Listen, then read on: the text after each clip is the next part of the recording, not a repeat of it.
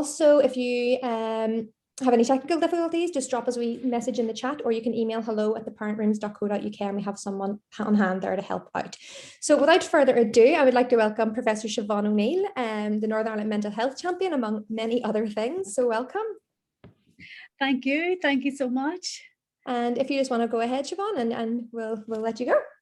Okay, super. Thanks. It's such a pleasure to be here this morning, and I am delighted to be able to give you a wee presentation on basically on maternal mental health in Northern Ireland, but focusing a wee bit on this strategy as well, just to give you a flavour of what's in there and how we need to use that strategy to develop maternal mental health in Northern Ireland and to improve the support for our mothers. Okay, so it's always, here we go. So hopefully you can see my introductory slide there. I'm working across two screens, so it's a bit dodgy sometimes. Okay, so thank you. So I'm the interim mental health champion for Northern Ireland, and the role started in August, and part of my job was to think about the mental health strategy and to support the development of that strategy, but also to participate in a public conversation about mental health. So this is very, very relevant to what I do. And I'm also a mother to a 4-year-old, as many of you will know, Annabelle's 4. So I live this stuff every day, and I'm well aware of the struggles that mothers face, albeit from a position of privilege myself as well. So I'm going to start with a wee bit on maternal mental illness, and again focusing on a trauma-informed perspective, which is the approach that I would adopt. I have a psychology training, and I have done a lot of research into trauma and suicidal behaviour and things like that in Northern Ireland. So that's the position that I'm coming from. So this is just a little slide to remind you at the end of the day, we are humans, but we're also animals, and our animal brains have evolved to live in a scenario and to survive in a scenario where we're being attacked or where we're under threat lots. And this animal, I suppose the lion, represents the threats that are out there, that mean that we need to get away quickly and we need to be prepared to fight. And our bodies and brains have evolved and adjusted over generations to allow us to do that really, really easily and beautifully. It's a really beautiful thing. So it's the fight or flight response, basically.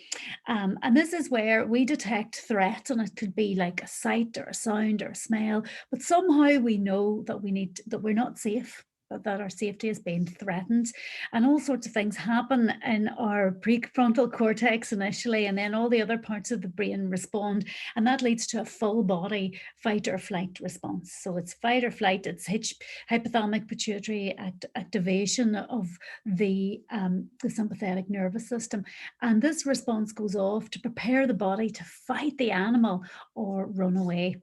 And as I said, it's really good. It allows our body it tenses our muscles so our body can run and fight.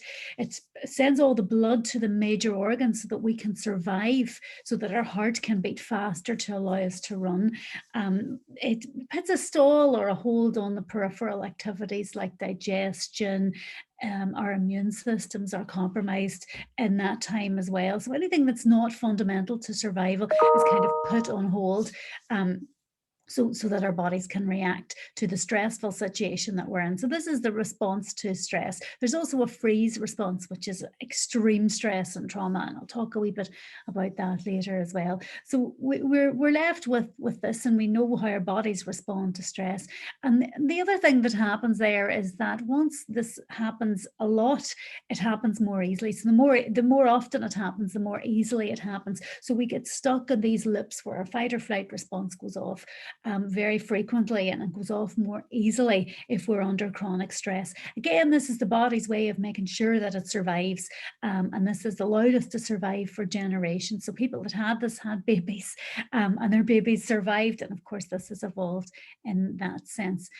So what is our body's normal, very normal, natural response to stress? Well, I've put it down here in four different categories. The first one is thoughts. We become distracted, we can't concentrate, and our memory is affected because our body and brain really has to live in the moment so that we can tackle the stressor that we have in front of us. So all of those things that require long-term effort, that all goes by the wayside, and we are focused on the aggressor, on on physical safety. The second one there is our emotions. We become more irritable. So we're on high alert, really, there's danger all around us. We become anxious, we feel threatened, and we get angry. Again, all these things improve our survival. Physically, we have much more energy, which can be draining, though, if that happens over time. We need to recoup our energy levels. Our muscles will tense up, and again, over time, that can lead to muscle pain, back pain, and it can affect how we breathe. That startle response is an important part of that as well, where our bodies intuitively get more hypervigilant, and we have an exaggerated startle response if we are under chronic stress.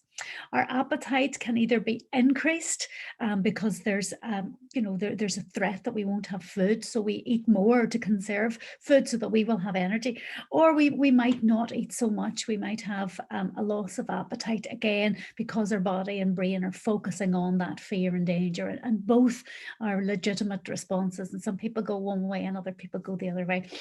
And then finally, socially, we want to blame others. Obviously, we want to find out whose fault this is, and we get into arguments really easily. And all of these things have improved the likelihood of our survival over time. But the problem is, in the modern world, the stressors, the things that make us feel unsafe, are not animals. And all of these responses actually don't serve us very well. We need to be calm. We need to regulate. We need to move away from this response. We need to balance ourselves again in order to survive, in order to connect with people, in order to problem solve, in order to work out what the problem is, in order to be curious. So the stress response does not serve us well in the modern world. And what happens is, actually, when we're living with these animal brains in a very modern world, we develop mental illness, but it's really just a response to stress. So modern conceptualization of mental illness is a biopsychosocial and a relational conceptualization. So it's recognizing that how we relate to others is important in determining whether or not we feel safe, whether or not we feel that sense of safety. And our relationships with others are so important. It's biological, it's psychological, and it's social, as I've just explained. So it's a biological stress response. It's psychological in relation to how we think and how we behave in response to stress. And it's also social, how we engage with other members of our pack. And we'll talk more about the pack, because we're really starting to understand more now about how the human brain was designed to live. It's not just this one brain that operates independently. Actually, it's part of this broader neurological system, and we're all wired in together. So those relationships are absolutely fundamental to keep us safe and secure, and to allow our survival. So a trauma-informed approach to mental illness views trauma on a continuum. So as we say trauma-informed, we're not really talking about trauma all the time. What we're talking about is that continuum that starts with stress, which is actually very, very necessary for our survival, because we do have stress so that we can meet our goals, so that we can achieve things, so that we can be productive in our day. And it's that makes us feel satisfied and fulfilled as human beings. So stress is actually really, really necessary and really, really important. But of course, it can get to the point where the stress, if it's overwhelming and we can't cope with the stress, it becomes distress. And again, we need to regulate to go back into that safe and social, that rest and digest place, where the stress response is turned off or switched on a bit. So distress and trauma both overwhelm our ability to cope, and that's our perceived ability to cope, whether or not we can deal with the challenge, deal with the threat. And this last wee bit is about chronic stress, distress, and trauma. whenever we have stress all the time, even low levels of stress, it doesn't have to be high levels of stress, but that can lead to biological dysregulation, where we get stuck in that fight or flight system when that is switched on more frequently or more easily than before. And that results in changes to the way that we feel and how we behave. Again, it's a normal response to stress. If we go back over here, these are the symptoms of many of the most common mental illnesses that people have. So stress is really important, but I'm not saying that stress is bad or stress is negative. It's just that the concept itself is really important to our understanding of mental illness. And I don't even use the word mental illness in the last one, because if we change how we feel and behave, then that's illness, and it's a result of biological dysregulation that comes from the stress. So why do I have this? And well, I'm surrounded up here in the hills by cows and sheep and animals, and I see every day how these animals live together in their packs. And in many ways, our traditional view of motherhood is like this, where we have the sheep, and I think it's really funny. This sheep is nearly smiling, and the little lamb is there, and the sheep all seem so content right now with their little lambs, and it seems like such a normal, natural thing to have a child and to be a mother. And even this is a very traditional view of motherhood as well.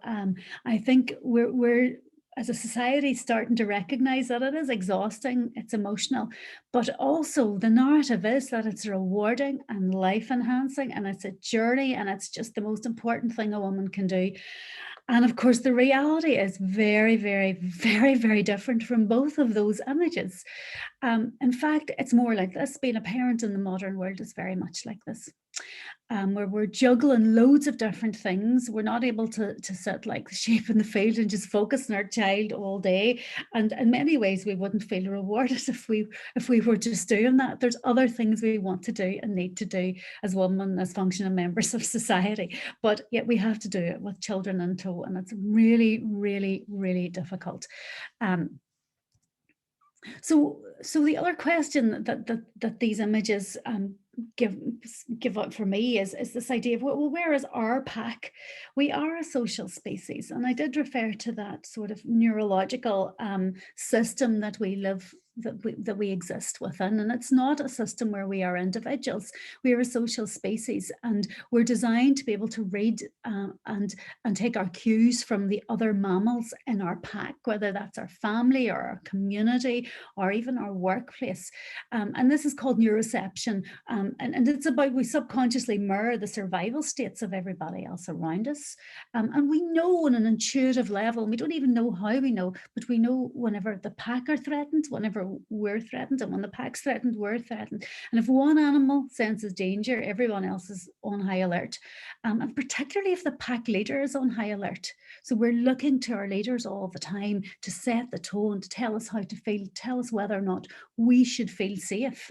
And we can't help but take our cues from the pack leaders. Now, as parents and mothers, we are pack leaders, but we're also relying on other leaders within our pack as well. Of course, the difficulty with this pandemic is that we've been separated from our pack, and it's really weird this morning doing a presentation in front of an audience, and I can't see anybody's responses, so I don't know if you're all really bored, and it's a much more threatening, unstable, destabilizing situation for people. So that connection is vital for the emotional regulation that we need to keep ourselves well, to keep our well-being in check. So calm and safety are also contagious, and particularly in that family environment, and that co-regulation is what happens whenever we are in our packs. And in those first few years of a baby's life, the mother's job, or the parent's job, the person who's there with that child, their job is to co-regulate, to teach and show the offspring, that wee child, how to manage their emotions. And it happens for around 7 years. It's a really powerful thing, but we all co-regulate together in different ways. But in the first few years of life, the co-regulation is absolutely essential, because many of you will have toddlers, and they have zero emotional regulation. They cannot do it. We need to do it for them. And it's one of the reasons why being a parent is so stressful, because we're bombarded with that constantly. So our pack leaders must be. We try to be calm, safe, secure, and well regulated. However, when it's a really stressful situation, however, what do we get told whenever we're feeling sad and whenever this becomes overwhelming and whenever we are showing the normal signs and normal responses to stress? We're told it's our hormones. It's a hormonal thing. It's biological. When in reality, it's not. It's stress. It's completely resulting from the stress. So a trauma-informed approach is moving from the question of, well, what is wrong with you? It's your hormones. It's not. It's your response to a very, very stressful situation in a world that is not set up to support the really important work that you need to do right now, and that you do in order to maintain your child's health and well-being. So it is no wonder then that, and I've been looking for lots of different reports and things, and this does seem to be right, that up to 20% of women develop a mental health problem during pregnancy or within a year of giving birth. And I know I wanted to become pregnant for so long, and I was delighted when it happened, and then I started to panic as I could see around me, how difficult this was going to be, and particularly as a lone parent, how difficult it was going to be. So it is no wonder that all of this stress, all of this pressure manifests then in mental health problems, but we shouldn't pathologize it. It's actually a normal response to a very abnormal situation in an abnormal world that's not designed and equipped to support us with the work that we're doing. So this is from the NHS. Again, more than 1 in 10 will develop a mental illness in the perinatal period. Psychosis risk goes way up. It's also impacting fathers and partners and people who are not at home with the children. It spreads through the whole family, and it can sadly sometimes result in suicide. So what happens if we don't treat maternal mental illness, or if we don't address it? Well, the danger is that because the first few years of life is so important, and that co-regulation is so important, this can actually interfere with a parent's ability to do this work, the work of parenthood. Now, nobody's saying that this needs to be done perfectly. In fact, when we're sort of overprotective, it doesn't work out so well either, and there's some research to show that in our students, we find that overprotective parenting and authoritarian parenting can increase the risk of mental illness. And no adversity is not an ideal scenario, because children and young people need to know how to cope with challenges in order to be resilient. However, the flip side of it is when a parent can't attend to their child's needs, then that can interfere with the attachment between the parent and the child. And it is that attachment and that relationship that impacts on that child's capacity for self-regulation. So it's like it's passed on to the child, and they become more hypervigilant if a parent's more hypervigilant, because they're taking their cues solely from that parent. It can also impact on the child's empathy, the child's ability to read other people's emotions, because all of the work that you're doing is promoting that mind-mindedness. So it impacts on the child's stress response, and it can impact on their ability to self-regulate. So if a child's crying and they're not being co-regulated, and that happens constantly, then that child becomes, it's almost like it's recalibrated. That stress response is recalibrated. And the child also models parents' behavior. So if the parents if there's an air of tension even in the house, the child will pick that up, and they will model that behavior and act out those feelings that they have, which they're taken directly from parents. So the good news is, of course, that all of this is reversible, particularly in the first few years of life, because the child's brain is constantly growing, and there's so much neuroplasticity at that stage that if we get in there early, we can reverse a lot of this stuff. So, but the important thing is that maternal mental illness needs to be treated, not only because of the suffering that it causes for the woman and the parent, themselves, but also because of the impact on the child. And a recent study, 2019 study by Lisa Bunting and some colleagues through the Health and Social Care Board found that that 1 in 10, let me look there, see, this is a study of ACEs, adverse childhood experiences, and parental mental illness is considered an adverse childhood experience because it does increase the risk of mental health problems later in life for that child. And number 8 there in this study of ACEs in Northern Ireland is parental mental health problems, and it's 10.7%. So it's the second most common adversity. Interestingly, the most common one is parental separation, which has now actually become so common that it's not considered an adversity in many sections. And actually, if it's managed well, it can really, really promote resilience and help children develop the capacity to manage difficult social situations and improve their capacity to manage conflict as well. But there we have 10.7. So 1 in 10 young people reported that one of their parents had a mental health problem. So what are the costs in terms of the next generation?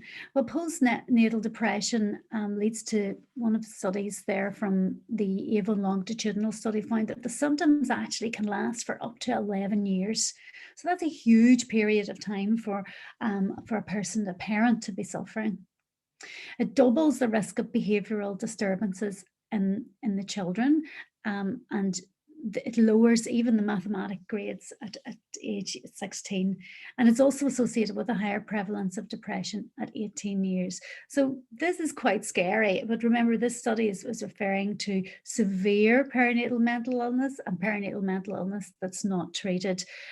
So if you go and look at the study, it's actually the depression and anxiety that goes untreated, and it's on the severe end of the spectrum. But it is worrying, and it does demonstrate the importance of good mental health and well-being for the child's mental health and behaviour across the lifespan.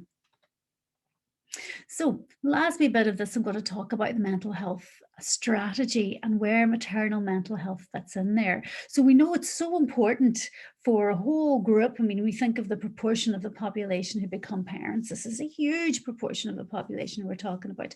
And we're also talking about the potential to impact the next generation. So it surely must be a priority. It actually appears in Action 21, where the strategy refers to the rollout of specialist perinatal mental health services. And it's amazing to see that that's happening, and fair play and all credit to those campaign groups, to Pangs, to Lindsay Robinson, and Have You Seen That Girl, and everybody who campaigned for that, because that's so important, and that will help address the more severe end of the spectrum there, and support those parents with more severe mental health problems. However, it only says it would consider the specialist perinatal mother and baby unit, and that is an important part of perinatal mental health services. So we need to look at how that can be implemented in Northern Ireland, and keep asking the question about what we're going to do there too. It also appears for me in Action 1, where we would be creating an action plan for promoting mental health through early intervention and prevention. And that's exactly where this sits, where the majority of the mental health problems that parents will have. That's where it will be in there. It's in an early intervention and prevention. And of course, that action is also geared to consider the groups that are disproportionately affected by mental ill health, who struggle to access early intervention services. And I would argue that new parents are very much in that group, because you're so busy during those first few years that you often don't have time to hardly get dressed in the morning and to sort your house out, never mind everything else. So access is hugely important there as well. So in a strategy to support maternal mental health, well, what would you emphasize? Well, awareness of attachment in early relationships is absolutely vital. I would actually put this into the curriculum for secondary school children so that all children have an understanding of the importance of those first few years in life, the importance of attachment, of parental attachment, and what that looks like and how we promote that. I think that's where we need to be here. And in addition to doing it in schools, we have a whole generation who haven't had that education. So we need to get the message out there in whatever way we can and be much more forthright about the importance of that role, and the way that employers treat parents and the way that parents are treated throughout society would change if we really understood if we really understood the importance and the vital role and the vital work that's happening there. The other thing is around quality childcare and community support for new parents. And accessible childcare, and for me that means childcare that all people, that all parents can access, regardless of their economic circumstances.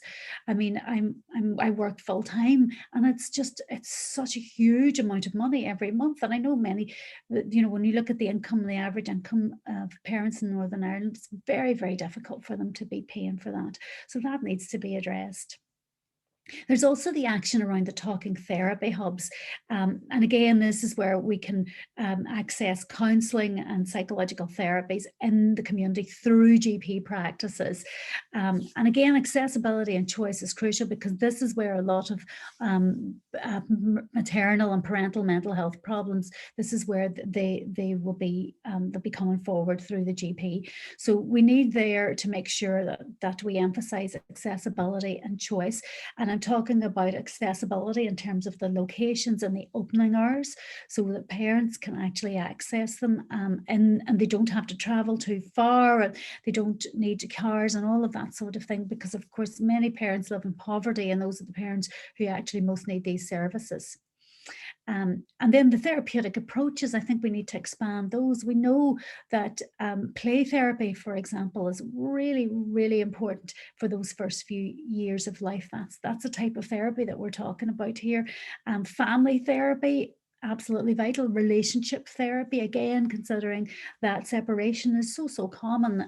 35% of those young people reported separation within the family. So it's important that we have early interventions and therapies that match the needs of this population as well. And also their arts therapies, again, really, really useful for children and young people and anyone who's been through a trauma. This can be a very powerful way of promoting emotional regulation and connection and healing. So what we're trying to do here is raise the bar, really. I mean, our vision for our mental health services needs to be a mental health service that's world leading. So what would that look like in terms of maternal mental health?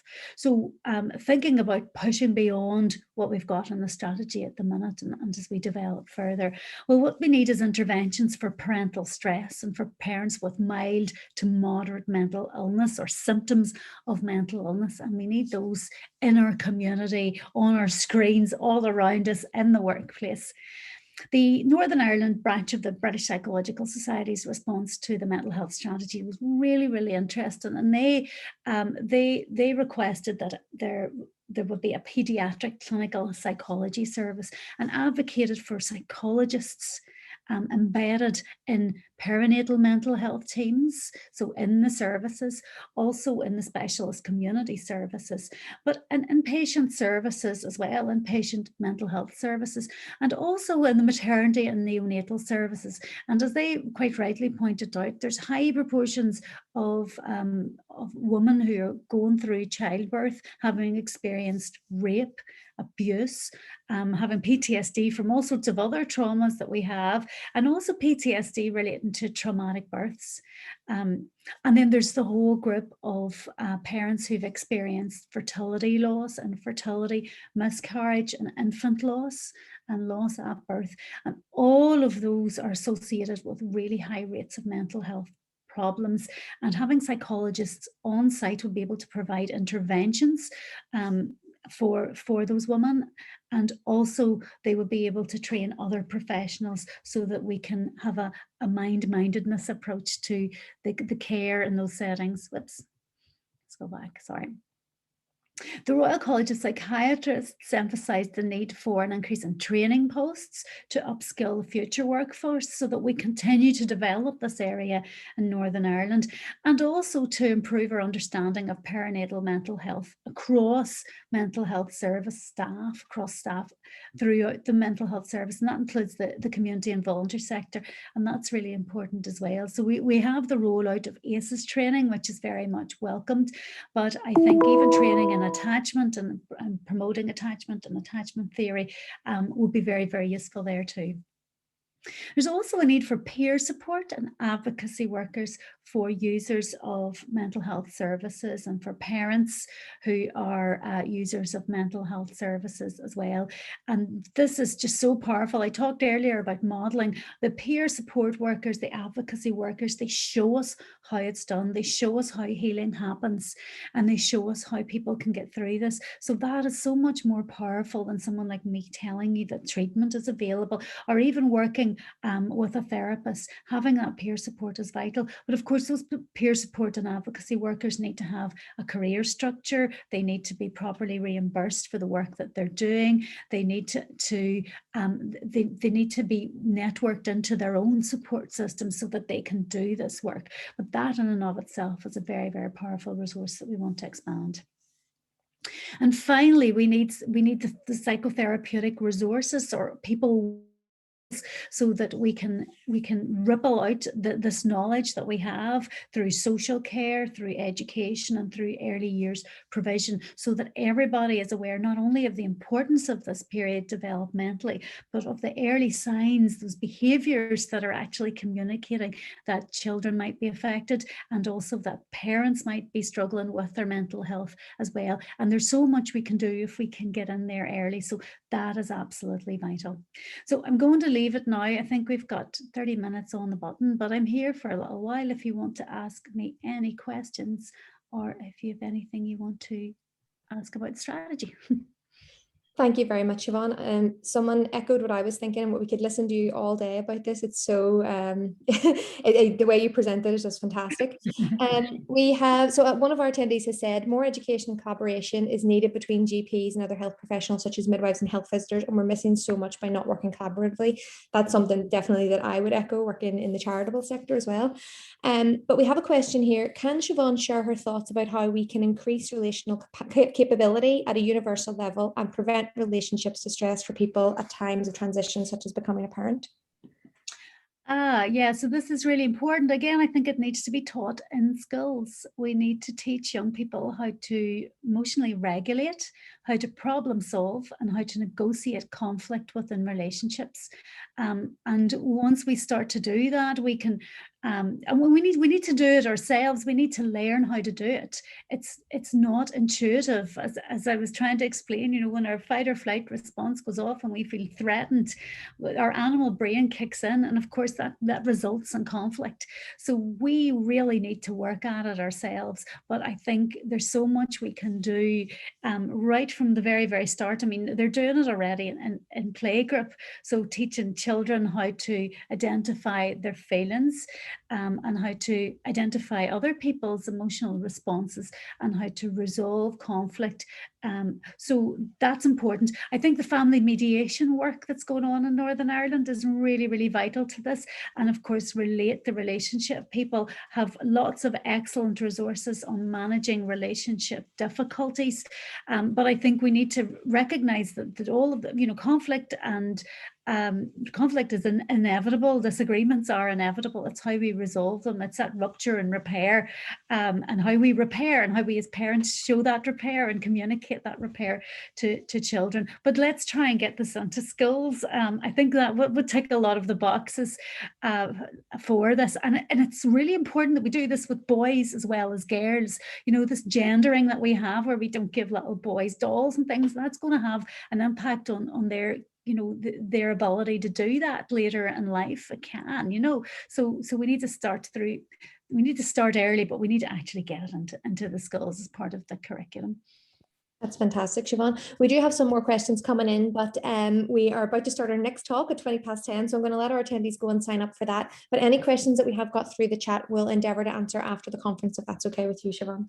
That is great, and just contact me at my MHC email address if you have any specific, or send something on Twitter. I usually see that first.